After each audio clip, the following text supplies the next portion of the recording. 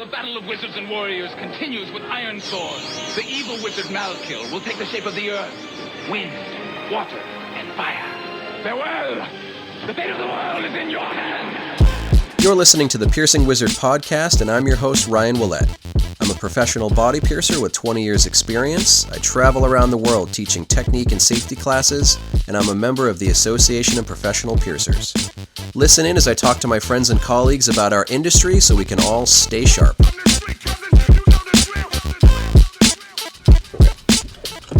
Let's get on the road. All right, so we just crossed over the border into Mordor, Massachusetts. We are carrying the ring to Mount Doom. We just had a little excursion to upstate New York, and while we were there, we also got to visit the Leroy factory. So there are a couple different things I want to talk about, and then I want to get into eyebrow piercing content. I've been working on a new video for Patreon about eyebrow piercings, and when I was working on it, I made a post on Instagram to see if anybody had any questions about eyebrow piercings, and I got a lot of questions, so I thought, why not make an eyebrow-specific podcast episode? So before we get into that, why don't you talk a little bit about your experience in upstate New York? I really enjoyed all the geese. There were many geese. Canadian gooses. And also lots of little goose babies, little goslings. And what did you name your new friend? Honk Williams. Honk Williams. Yes. And I also laughed at my own joke many, many times. Yeah. But it's really Honk Williams. Come on. It's good. It's pretty good. Yeah. Yeah. We had a lovely stay by, well, it's not a river, it's a canal, isn't it? Canal leading into Lake Ontario. Yeah, we had a lovely couple of nights there. Guest piercing at the Aqua Spa. Yeah, it was a really unique experience. Definitely different from anything that I've done before, but at the same time, once you get into a piercing room and familiarize yourself with all the equipment and the jewelry, it's like, riding a bike. So different from anything that I've done before, but I was happy to be able to translate all of the usual work-related skills into what I was doing, which was really cool. I got to pierce a couple of people that traveled specifically to get pierced by me, which is always amazing. Also, I just want to point out that, I talk sometimes about home field advantage kind of thing. I'm pretty set in my ways where I feel most comfortable piercing in my own studio at this point. So you were piercing in a studio that you had never been to before, and you got some pretty challenging appointments as far as what the people wanted to get, and you nailed it. You knocked it out of the park. You did a set of perfect high nostrils and central eyebrows and a bunch of stuff that was really cool, really unique, and you nailed all of it. Yep. So humble.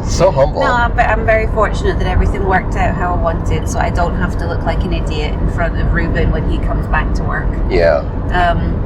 So the space was beautifully set up. It was a wellness center, I think is the best way to maybe describe it, a wellness spa and boutique. When I heard Aqua Spa, it immediately made me think aqua, water, or a lot of the activity is going to be water-based. Does this really make sense?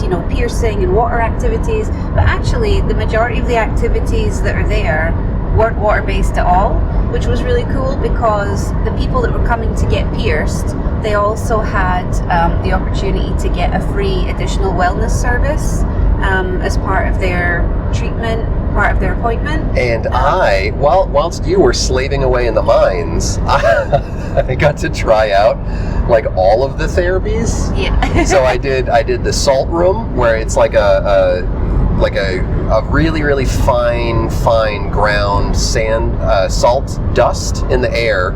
You breathe it in. It's really good for respiratory health. I got to do a red light therapy bed. I got to do a bunch of different kinds of massage chairs. I got to do a float tank, and it was great. You love the float tank. I loved the float tank. Totally fell asleep in the float tank. It was great. There was an oxygen bar, which we've never tried before, so we were using our little little personal, what would you even call them? Nose tubes. Our little, I felt like I was in Dune. Yeah. My little like nose tube. Yeah, so Tammy and Terry they were amazing hosts. The entire guest spot we were there, working with Leroy Jewellery, and just a few minutes away from their workshop. So I wouldn't even call it a workshop. I would call it the full-on factory, like the mothership of Leroy Jewelry. We got to get a tour, a personalized tour with Terry Leroy, and it was incredible to see like all the machine shop side for the titanium and steel, but also to see like the gold casting area. We got to see one of those gold X-ray machines, like in use. You got to try it out on one of your gold rings, like your personal gold rings. We got to see like gem setting and polishing and laser welding. It was such an impressive facility. What I also really loved about it, like I loved the smell. Like I love the factory smell. Yeah. But I loved how many of the machines were like decades old. Right. Like really, really old, well used, perfect for purpose machines. Right. Like there was a lot of modern stuff as well, but I also love the amount of equipment that's like, yeah, this piece is 50 years old and it still works perfectly. Like I love. It was just like I said to Terry, it's like a grown-up's playground. Like you just want to touch everything and play with everything. It looked like such a fun place to work. Yeah. I was like, I just want to stay here and learn how to make jewelry. This looks so fun. I really liked meeting the different people in the different areas where they have like their specialties, and they were kind of explaining it a little bit. Really, really just kind and generous for them to share their time and give us like such thorough explanations of everything. I loved, my favorite bit of the whole thing was they showed me the tool that they use to bend like massive captive bead rings, like massive stock. Like you can bend like up to 0 gauge stock on the thing, and it was just like so cool to see it. Because like you can imagine as a piercer how you use the end product, but it really kind of unlocks another level of understanding when you can see how that jewelry is made. All the effort that goes into polishing, like all the different steps of it, like tumble polish, like all the way to hand polish.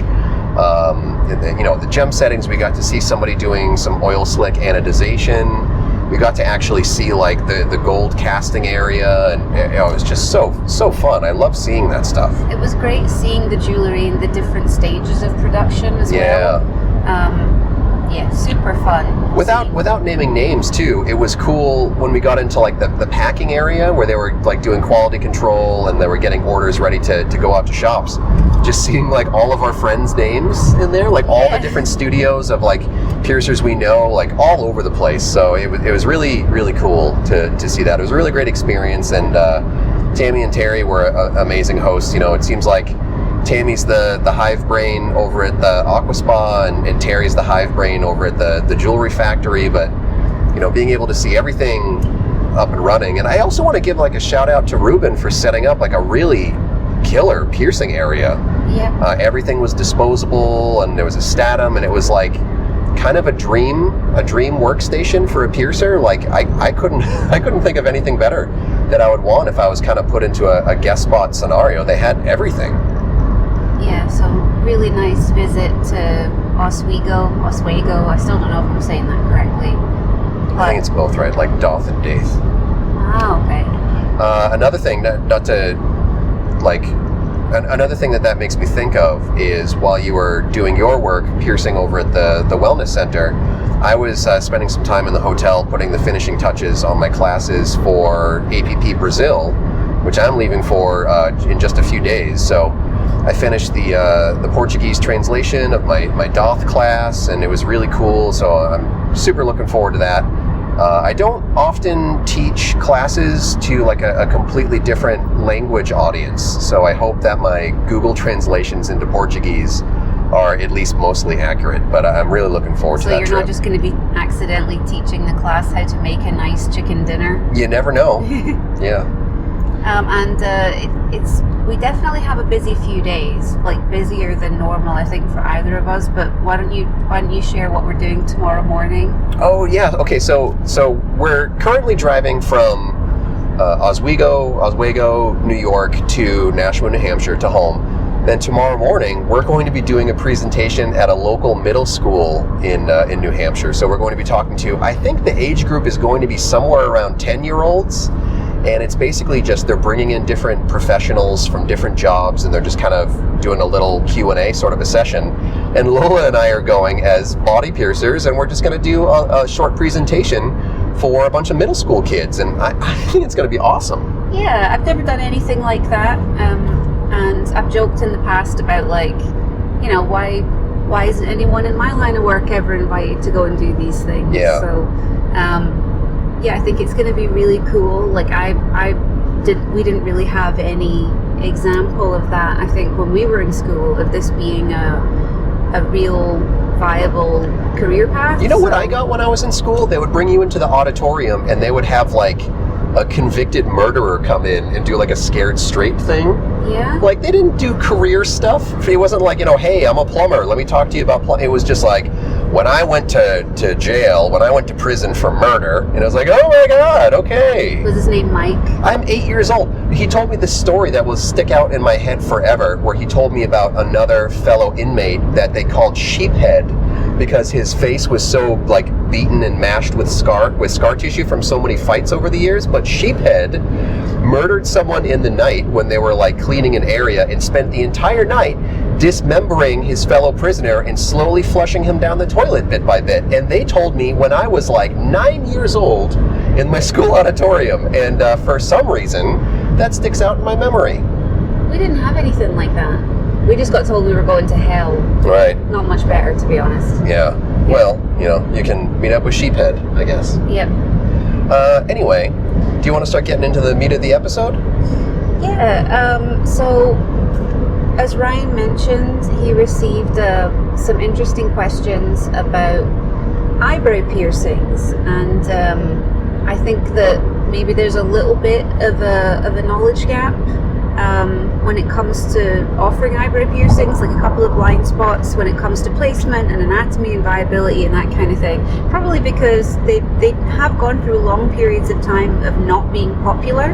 You know, if eyebrow piercings are out of fashion for even a couple of years, people that have been piercing for 2 or 3 years will have had really limited exposure to those piercings, and then they've really come back into fashion more recently. So I'm also noticing a knowledge gap with mentoring, where they're not really focusing as hard on some of, like, the fundamental or foundation knowledge, like anatomy, things like that. So I think sometimes when people ask questions, they almost feel a little bit self-conscious, but when you give them the opportunity to maybe ask an anonymous question, the questions seem pretty simplistic in nature, and a lot of times they go back to that, the foundation and the fundamentals that they might not have had with their mentoring or with their apprenticeship, if they were fortunate enough to have one at all. So I really like these questions. Some people might see them as pretty simple, but I see them as like, well, if people are asking the question, why not give them some info? So do you want to read the first question? Sure. Do you want to take it in turns? Yeah, why not? Okay. What is the proper anatomy for eyebrow piercings? So I guess we're going to interpret these questions in our own ways. You might have your own interpretation of the question, I'll have mine, but for proper anatomy of an eyebrow, I always want to touch the person's face. So, like, when people come in for certain piercings, it's not going to be just like, I want, you know, X, Y, or Z piercing. It's, you know, I want this piercing. Okay, maybe I'll have you make a facial movement. Maybe I'll put on some gloves and I'll kind of touch and manipulate, pinch the area. You know, the same kind of stuff that you might do for a bridge piercing or something else. Or you might want to look up someone's nose before you do a septum piercing. But for eyebrow piercings, I want to kind of pinch a little bit. I want to roll my fingers back and forth a little bit. And I think, like, once you're a piercer with a bit more experience, you start to get that. The way that I phrase it is just knowing the skin. You kind of get a feel, like a physical, tactile feel for what's ideal anatomy, what's less than ideal anatomy. And with an eyebrow piercing, I want to feel a little bit of meat there. I don't want to feel like I'm pinching someone's eyelid. I don't want to feel like it's very delicate, membranous skin. I want to feel that there's something substantial there to pierce with. So what would you say is proper anatomy for an eyebrow piercing?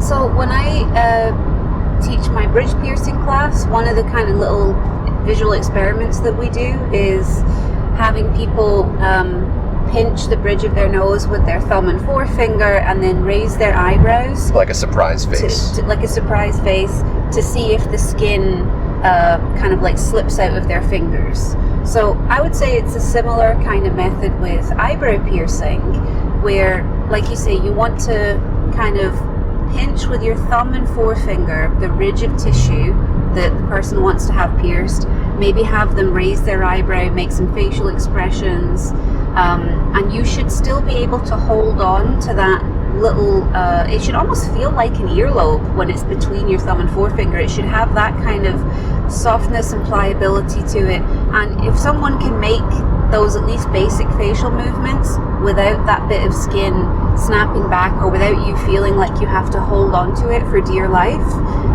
that's a really good indication that the piercing will be happy there, because what you're looking for is looser, kind of free-floating tissue, if you like. If the skin is so tight against the person's facial structure, like their brow bone, that's not possible, then that should give you an indication of how tightly the jewelry is going to be pulled once it's pierced into the eyebrow.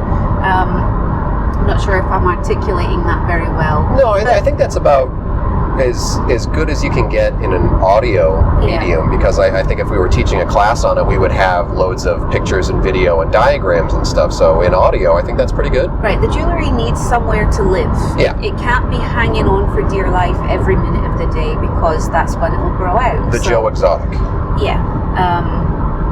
So that's what I would say, is you want to feel the area with your thumb and forefinger. You want to be able to roll it a little bit. It should feel almost like an earlobe, and the person should be able to kind of move their forehead up and down a little bit, maybe scrunch their eyebrows a little bit, and you should be able to easily hold on to that bit of tissue. And if you can, then it's a good indication that they're a good candidate for eyebrow piercing. Yeah. Well, this next question, I mean, all these questions are going to be loosely related because they're all about a pretty, narrow subject. So the next question is, how deep do you go? And I think that it's kind of a loaded question in a way. I think sometimes piercers mistakenly focus on the depth, and I think it's more just understanding the anatomy and working with the anatomy. So I wouldn't want someone to think that they need to intentionally bury a piercing. I don't like that concept. I don't like that terminology at all when people talk about certain piercings, nipple piercings, doth piercings, navel piercings. I don't like the concept of bury your piercing, because that makes me think that it's excessively deep and not just the correct depth. So too shallow is too bad. Too shallow is bad. Too deep will also be too bad. So you just want to understand the kind of Goldilocks mentality of just right for the depth. And a lot of that just goes back to understanding the anatomy and the structure of the skin and things like that.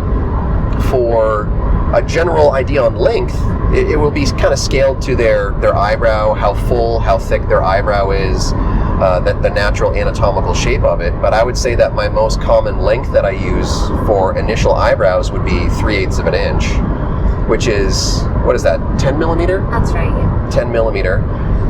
For thickness, I'm going to prefer 16 gauge, 1.2 millimeter. 16 gauge is my bare minimum. I think 18 gauge is just too thin, and I think that'll be more prone to rejection, something like that. So if you imagine, the eyebrow, the natural eyebrow, and you put marks about 3/8 of an inch apart, and then you can kind of pinch with your fingers and roll, you can kind of get a sense of how thick that tissue is. And really what you would want for the depth, it's less about like your target that you're aiming for with your needle, and it's more about your final result. You don't want the jewelry to look like it just has the tiniest little bit of tissue paper over it.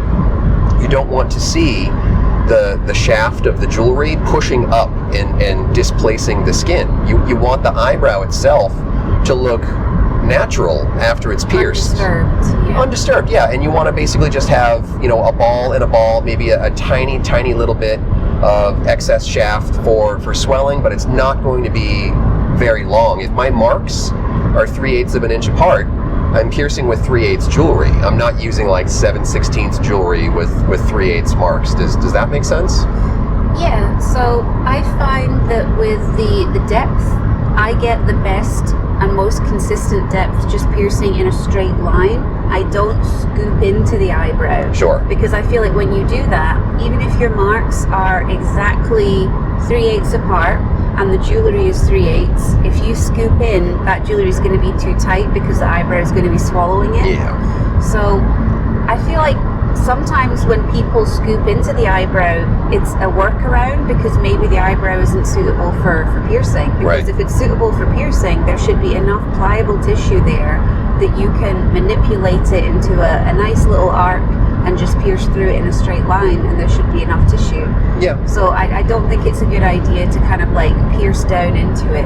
And I also think that this is where brand awareness and jewelry design awareness really becomes very relevant as well, because if you're someone who's traveling around a bit or maybe having to work with different brands for whatever reason, the curvature on the curve bar that you're using will also make a difference. Some brands have a really nice consistent deep curve with their curve bars. Some are curved almost to be more like a very shallow V shape. Like a boomerang shape.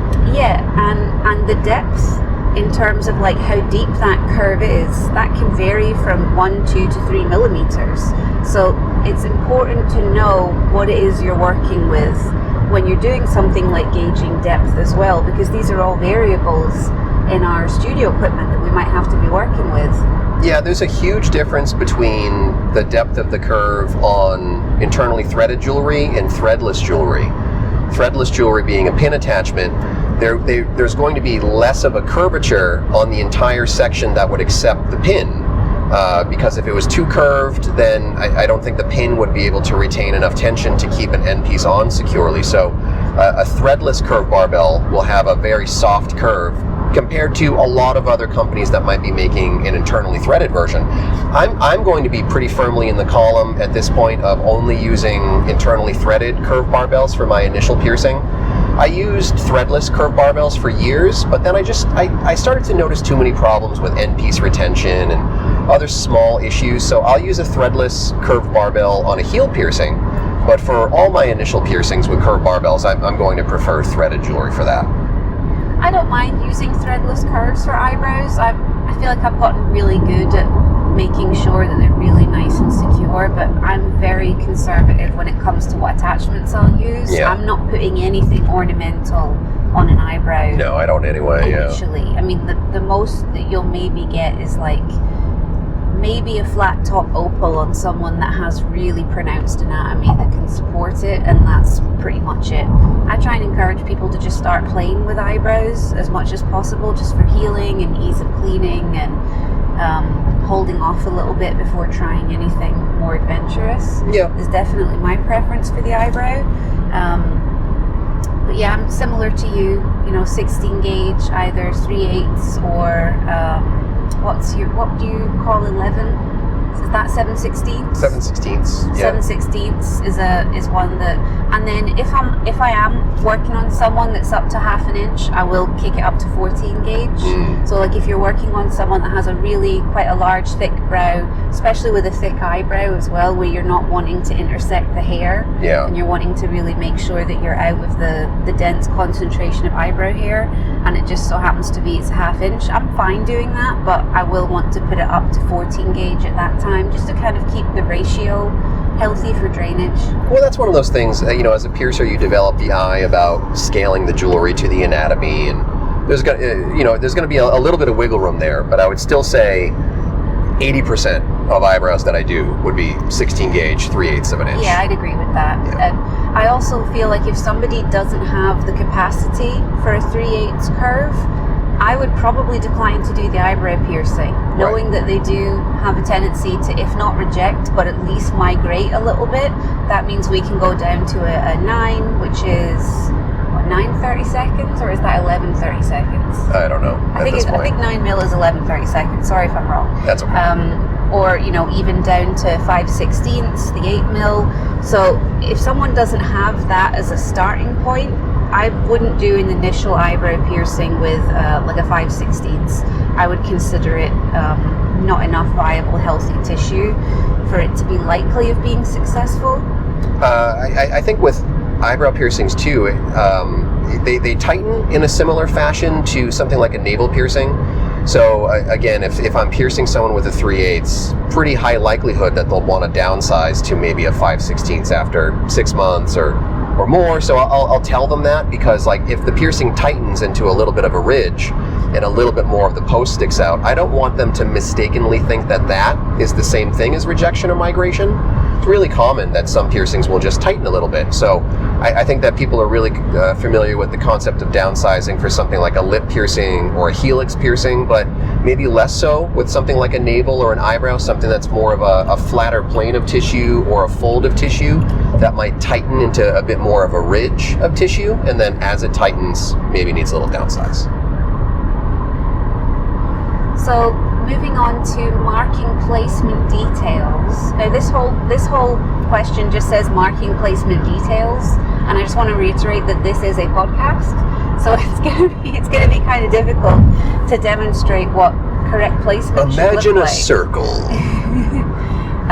What are your thoughts on marking placement details? Do you have a system?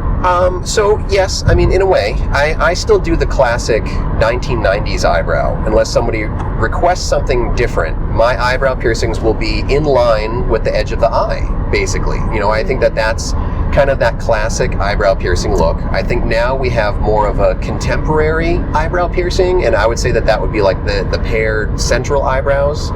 I see those a lot more on body piercers, people that are like major collectors of body piercing. I see that a lot more frequently. So when people come in for an eyebrow piercing, I want to get on the same page about the look of it. That'll be one of those piercings where I would say, oh, do you mind taking out your phone, open the camera, I'll take a picture of their face, and then we'll take a pen or my finger or anything to just point at that picture, and I'll say, like, about here is where I would typically put it.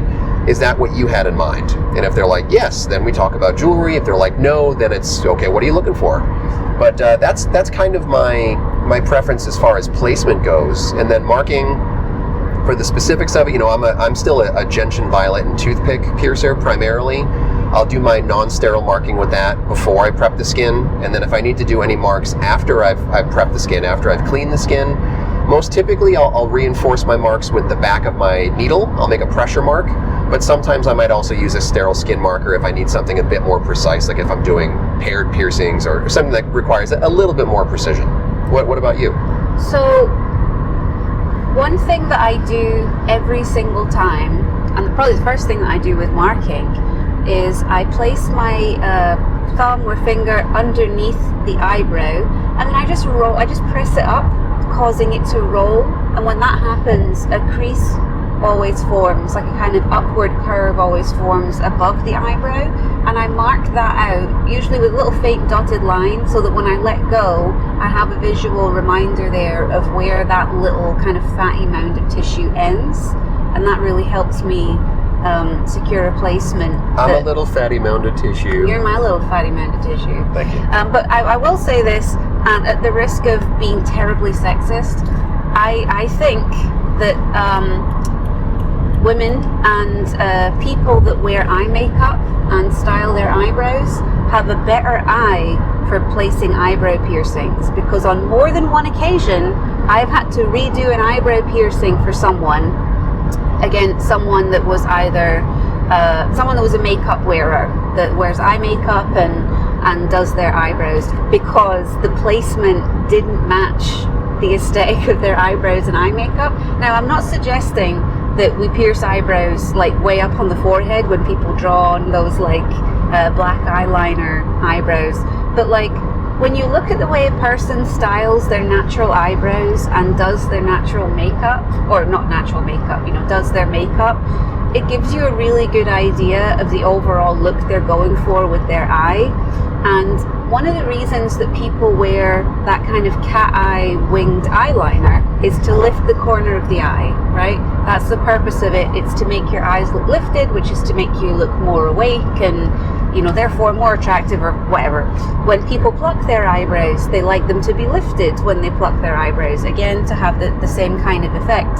So if you take an eyebrow piercing and you place it kind of like at an angle that causes the eyebrow to lower, it looks quite unflattering for people that aren't interested in that sort of thing. So what I would say is, if you're working on somebody who likes to wear eye makeup, style their eyebrows, look at their eyelid, draw a horizontal line, a line parallel with the floor, out from their eyelid, right? Keep that line in mind as a guide, and make sure that your bottom ball doesn't dip below that line. If it dips below that line, it's going to drag the corner of the eye down, and the person might not be happy with it. Like, they'll probably say that they're fine with it, but they'll be like, oh, it looks a little bit sad. So you want to make sure that the lowest portion of the piercing, the bottom ball of the piercing, doesn't dip lower than the horizontal line out from somebody's eyelid. I feel like this needs a diagram. It probably does, but why ask? Why ask? No. I'm sorry. No. Why ask a question about marking eyebrow anatomy on a podcast? I mean, come on. So they didn't ask for it to be on a podcast. They asked for it to be on an Instagram post. Well, they're getting it on a podcast. Yes, thank you. They're getting it on a podcast. I appreciate their question. I'm just saying that you could probably do a whole class about subjects like this. So I'm putting that bug in your mind now, so that you can write a class for something like this. But does that make sense, though, what I said? It does. It just, I mean, like, and if you don't give a shit about that kind of thing, if you're not someone that is bothered and you just want your eyebrow to look how you want it to look perfect, go for that. I'm just saying, this is a common problem. You're getting heated. It is. I've had this problem with more than one customer who was like, it just doesn't look right. Yeah. And then I'll adjust the placement so that it is just slightly more lifted and maybe the tiniest little bit diagonal, so it's kicked out slightly at the top, and they're like, oh, it's perfect. And I'm like, yes, because now it matches your eyebrows and eyeliner. Well, there you go. Yeah. You're offering an excellent level of service. I have learned different perspectives, especially since we've started our romantic relationship. What? Yeah, well, no, I learned things about makeup because you do makeup on me sometimes, and You're so pretty in it. Thank you. I like learning stuff like that. All right, next question. Does it matter? And I think we got another question that was very similar, and maybe we'll talk about that when we get to it. Maybe we'll skip that one. But does it matter if you pierce up to down or vice versa? My preference for general needle safety is I'm going to pierce eyebrows from the bottom up. I'm going to pierce away from the eyeball. I don't think that a skilled piercer is incapable of missing an eyeball, but I think just for that added level of safety, like, when you're chopping food, when you're working in a kitchen, if you're doing carpentry or whatever, you're always taught, like, cut away from you. And I think that it's not a bad habit to get into, to be piercing away from someone's eyeball. Some of this will also vary if you're a clamp-based piercer, if you're a freehand piercer, your method, because that might kind of affect your needle control, your overall sharps safety, things like that. If you're piercing with clamps and one hand is holding the clamps and the other hand is holding the needle, I don't want the needle to just explode out from the side, like the back side, the exit of the clamps, and just be freely floating over someone's eyeball. That's going to make me pretty uncomfortable. If someone's piercing freehand and they're using their fingers to brace the exit tissue, and then their fingers can switch to needle control, to sharps control on the exit, I think that's a good amount safer. But I think it's also my comfort zone for accuracy, for jewelry installation, for a lot of different factors, to pierce from the bottom up. And that's just my preference. So what about yours? So I think that piercing from the top down is wrong. So I'm going to go with that. But I feel that way not for safety. Like, if you're a clamp-based piercer, I can totally see piercing from the top down as being a viable option if that's, like, obviously your safety concerns are super valid in that regard. Thank you. But, like, from a piercing, having the piercing come out good, I can totally see that working from the top down if you're a clamp-based piercer. But if you're a freehand-based piercer, I think piercing from the top down is wrong. because you're piercing towards a ridge and not into it? You're piercing away. So think about it like this, right? When we pierce a conch, we pierce it front to back because we're piercing into a supporting bowl shape. I know some people pierce it back to front. I'm not a fan of it. Same with navel piercings. When we pierce them freehand, we pierce them bottom up because we're piercing into a curve, which is providing bracing tissue that allows the needle to go in the right direction. Like everything when you pierce the navel bottom up is breaking around the needle so that it exits in the place that you would like it to, because that's at the peak of that curve, the apex of that curve.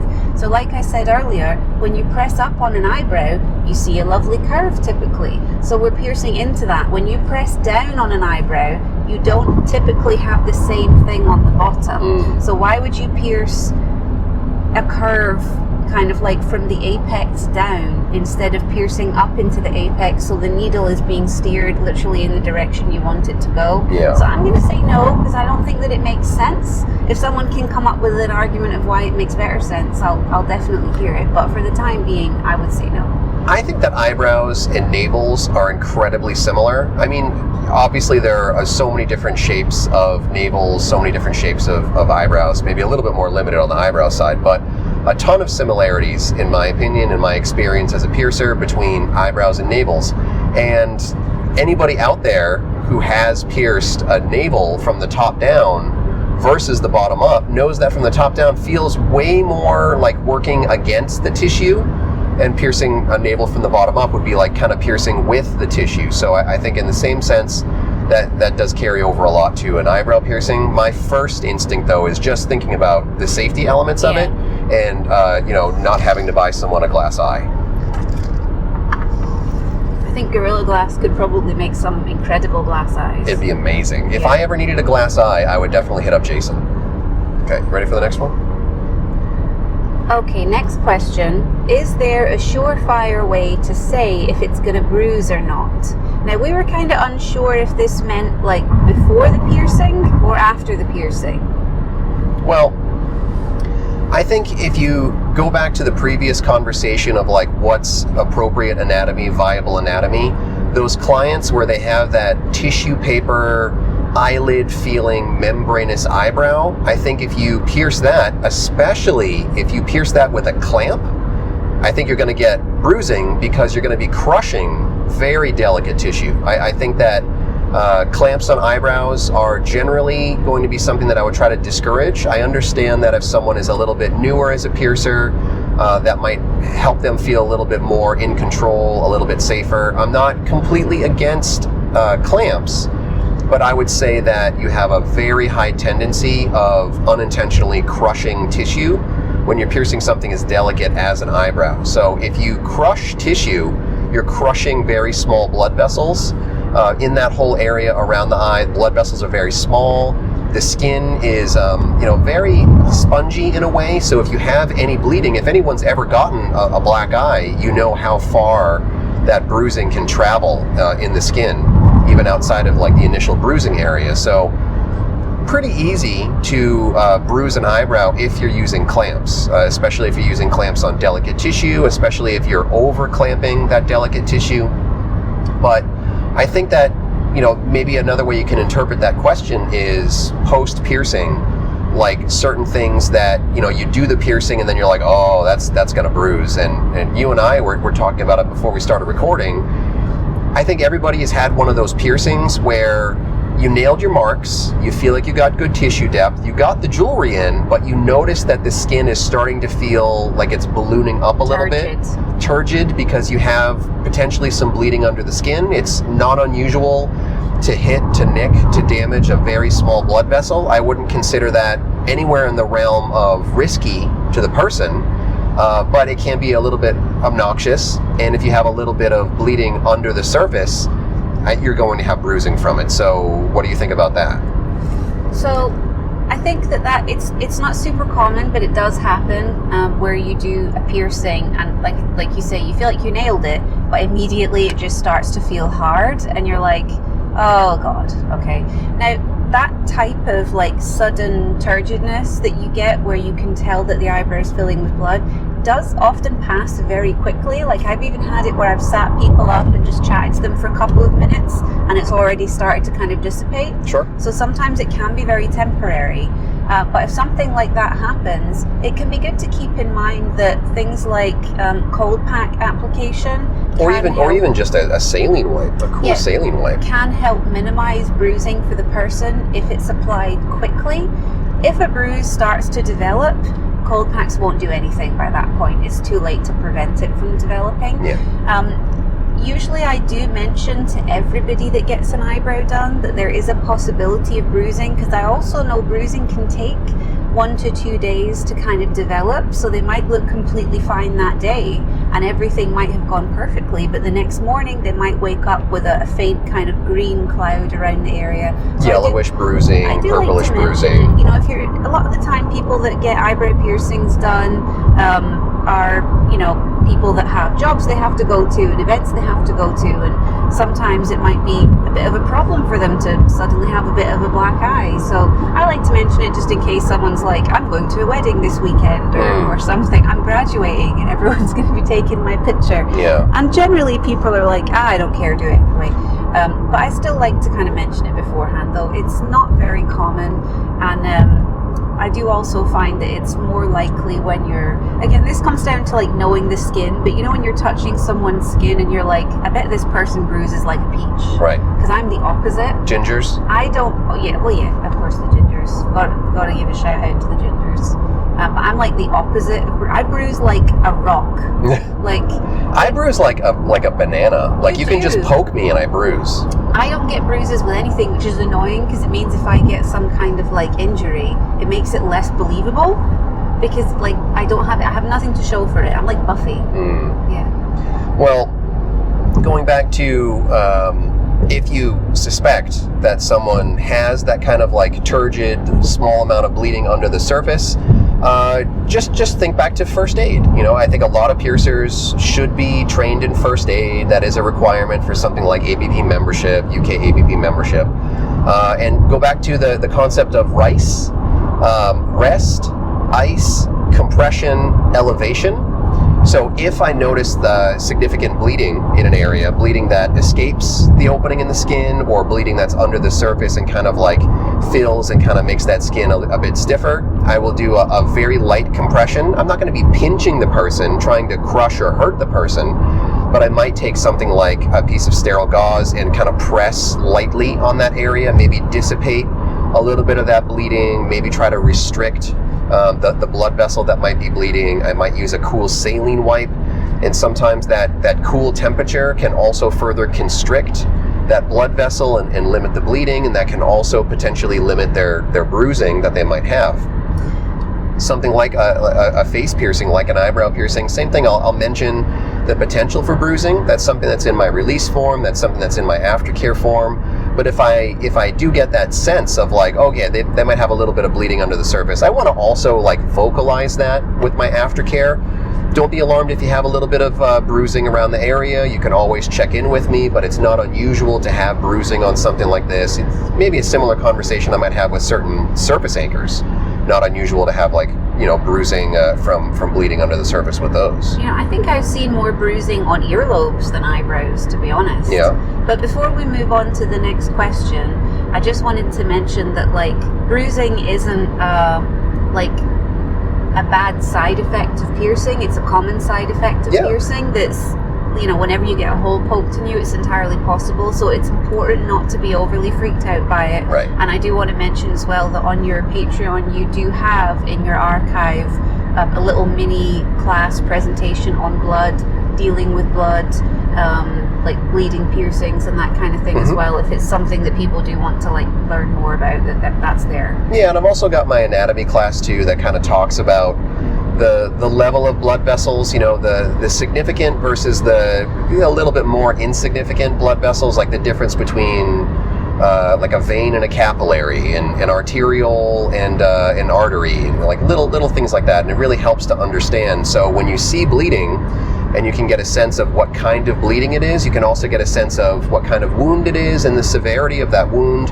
As body piercers, we're going to encounter bleeding pretty often. I mean, some more than others, depending on method and experience, things like that. But bleeding with body piercings is not inherently a sign of a problem. So, again, bruising is not inherently a sign of a problem. Sometimes that can just happen when you poke somebody with a needle. Okay. Do you want to take the next one, or did I get the last one? Why do they sometimes get huge bumps underneath them that look kind of like it could be an abscess? I've seen this a few times. I know you have too. Yeah, so I saw them a lot more earlier in my career, and some of the things, like, if you have those eyebrow piercings that develop something that almost kind of looks like a pimple under one of the ends, not in the center, but on, the top or the bottom of an eyebrow piercing, my first thought now would be that the site is really just clogged, basically. So earlier in my career, I was piercing with maybe like a little bit shorter jewelry, a little bit more of a narrow piercing, something like that, and maybe a larger ball, so it wasn't really having the ability to drain quite as easily. And with any piercing, if you limit the amount that it can naturally drain, all piercings will have a natural discharge, an exudate, lymphatic discharge, all these different things that will secrete from the openings of a wound that's healing. If you kind of block off the drainage of that fluid, it gets trapped, and sometimes it can create something that kind of looks like a pimple, maybe kind of looks like an abscess. There can be other things too. I'm going to get a sense that you're going to talk about hair follicles. Yeah. So this is a similar problem that can happen with ridge piercings, again, for the same reason. Facial piercings, like nostrils, for example, can also be very prone to getting little piercing pimples, little oil bubbles on them, because they are in a location where oil likes to accumulate. Now, eyebrow piercings, on the other hand, when you have the eyebrow, the hair follicles are all producing oil, sebum, to keep the hair healthy, and also to help direct moisture and water away from the eyes. And the thing about drainage is it's, like everything else subject to gravity, it wants to go straight down. And when you look at that kind of like sheer, steep incline at the bottom of an eyebrow piercing as it moves down the eye socket, if any oily buildup gets trapped and then fluid starts to get trapped behind that, if it starts to build up lower than the exit point on the piercing, it can't really go up. It can only go down, and it just keeps getting bigger. I am going to put a pause on the conversation, folks, because it's starting to rain pretty heavily, and I just want to focus on driving. So we will be back when the rain subsides a little bit. All right, well, we are back. It stopped raining almost as abruptly as it started, so why don't you continue your thought? So what I was saying was that we all know how piercing pimples tend to form. You get a little bit of oil that blocks the piercing from being able to drain, and then the lymphatic fluid that's draining from the piercing starts to get backed up, and you get a pimple forming at the piercing site. And a lot of the time the go-to advice for that is warm compress, whether it's a warm dry compress or a warm wet compress, depending on your preference, which might be based on your location. And can I touch on something really quick? Just the opposite of why we use a cool compress. A cool compress will restrict blood vessels and lessen bleeding, but using a warm compress will open up those blood vessels, will increase blood circulation, which will increase fluid draining and bringing in the elements that will be healing the skin, but also the things that will be like draining like waste fluid from the wound site. So warm to increase circulation and cool to restrict circulation. So it started to rain a little bit again, but I got to get to the end of this fucking question. Nail I'm it. fighting for my life here. Do it. So when you get the don't shout, because it's too much for me to level out. When you get the that pimple that starts to form below the bottom portion of the jewelry, what you have to keep in mind is it doesn't really have anywhere to go, because even if you're doing your warm compress and that's mobilizing that fluid, it still just wants to go down. So in that situation, it may be worth taking a clean cotton bud and just gently rolling the cotton bud over that little lump of tissue in an upwards direction, just to encourage it towards an exit. because otherwise it's just going to keep burrowing down. But it's important to kind of, in that same concept that we've talked about loads of times, where you don't want someone to go from 1 to 100, it's a very light, gentle touch with a cotton bud, a Q-tip. We're not trying to burst it. You're not trying to pop a pimple. If you squeeze anything to try to, the term would be expressing, squeezing, popping. If you try to express that fluid out by popping it, you're just crushing the tissue, which will cause more inflammation, which will cause more fluid retention, which will just make the problem worse. Right, so do your warm compress, then take your cotton bud and you're just gently rolling the cotton bud in an upwards direction towards the exit. And you can even lie in a inclined position while you're doing this. You can put your head back, you can lie down. Just try and think it's gravity that's making the fluid pool up like that lower than the exit point. So that might be helpful in terms of mobilizing that tissue. One last thing before we get washed off the highway in a flood is we're not talking about the same concept as a fissure. Like I said, if you have a pimple at the top or bottom, like near one of the openings of the piercing, that's one thing. If you have a pimple in the center of a piercing, that is the development of a fissure, and it's basically the same kind of concept, but it's not something that you can really resolve as a body piercer. Fluid gets trapped in the center of a piercing, can't discharge through one of the openings, so your body creates a channel, usually through the center of the piercing, up and out. You know, it starts to look like a little bit of redness, then it looks kind of like a pimple, then it erupts and bursts, and then if it becomes a regular problem, the body will basically create like a permanent channel, like a fistula, for that drainage. So if you have a pimple in the center of a piercing, that's most likely going to lead to you having to abandon the piercing, remove it, take it out before it can create some significant scarring. So that's a separate problem to a bump in the opening of a piercing. But I'm going to take another pause just because a rain won't go away. So the rain has subsided at least enough that we can go back to recording.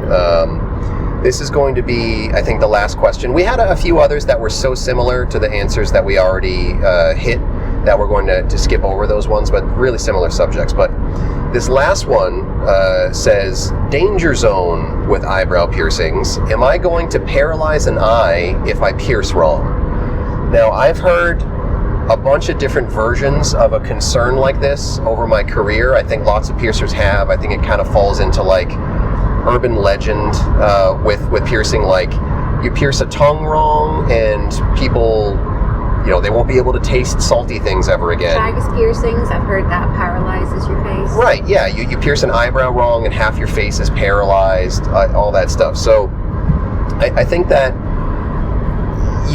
I don't want to say that there is never a risk, because you're puncturing someone's skin. There's important stuff just about everywhere on the body. So there are inherent risks, and those risks intensify the more reckless the piercing is. But just like I mentioned earlier about blood vessels, there are some really significant blood vessels and some less significant blood vessels. It's the same kind of thing with innervation. You have very intense, very serious nerves that are very deep in the body. Not just, the spine and things like that, but like, deep in the face. You have major facial nerves, but they're deep in the face. They're really close to the skull.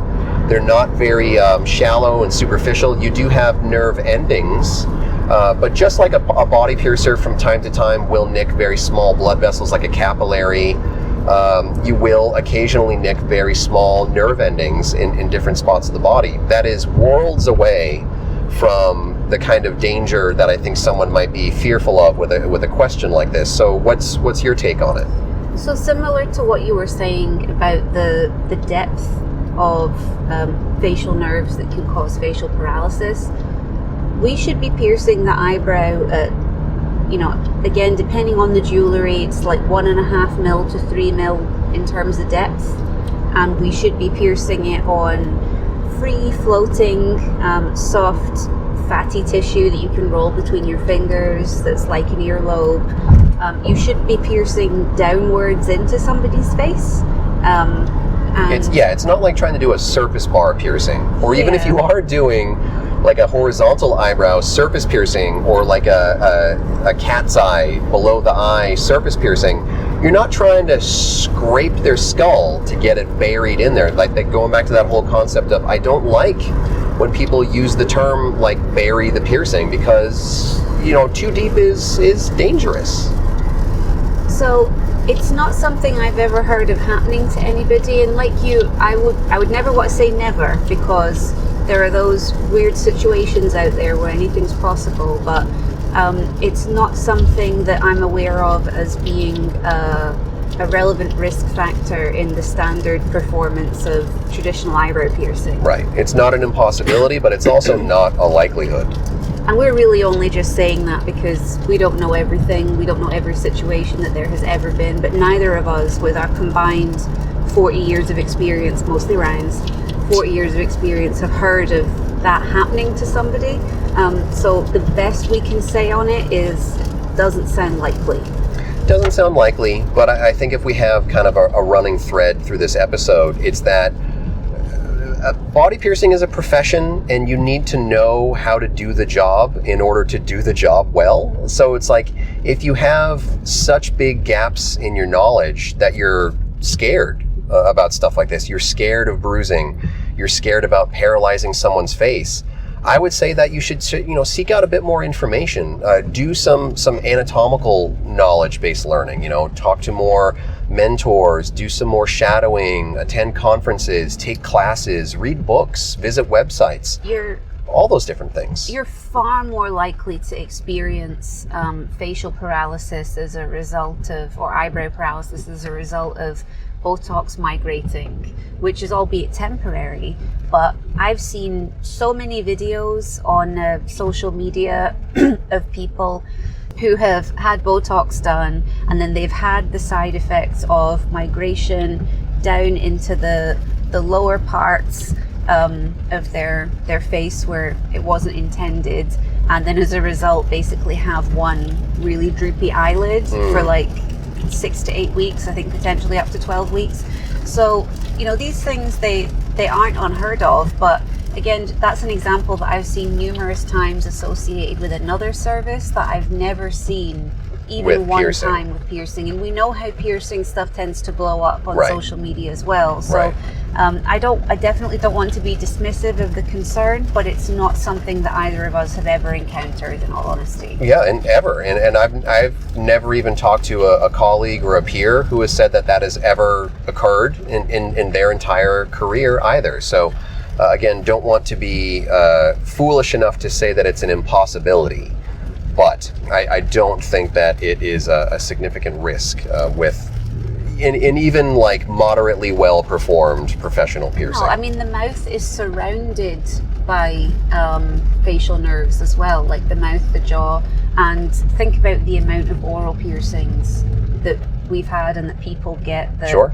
Tongue piercings, even the tongue piercings where the internet would tear it apart and be like, that's a dangerous tongue piercing. Even those, the instances of actual significant problems developing, very, very low. Yeah. I'm not saying do horizontal tongue piercings though. Okay, well, I think that's a pretty good episode, deep dive on eyebrow piercings, or don't do a deep dive when you do eyebrow piercings, I guess. Don't dive deep. Don't dive deep. Don't do what Donnie don't from does. this deep dive episode. Yeah. Thank you again to Aqua Spa and to Leroy for your hospitality and your invitation. Anything else you want to say? I'm looking forward to bringing body piercing to the little 10-year-olds tomorrow. Yeah, but in speech form, not in needle form. In speech, although we are going to make a pool needle. A pool needle. Yeah, we are going to take some inspiration from Brian Skelly. We bought a pool noodle. We're going to cut the tip of it and make it look like a giant foam piercing needle. So we thought that would be kind of a fun thing for kids. We're not going to bring any actual equipment. I thought about it, but I think it would be irresponsible to be like, this is a piercing clamp, this is a piercing needle. Yeah. Because you know how kids are, and I think that if I had seen that, we were. Yeah, we were. I think I would have started doing irresponsible things at 10 instead of waiting until I was 13. Yeah. So that's enough for us for now. But thanks for listening, and we'll be back with more soon. Bye. For more information about the show, visit piercingwizardpodcast.com or like Piercing Wizard Podcast on Facebook. For more info about your host, visit precisionbodyarts.com or search Ryan PBA on Facebook, Instagram, and Tumblr.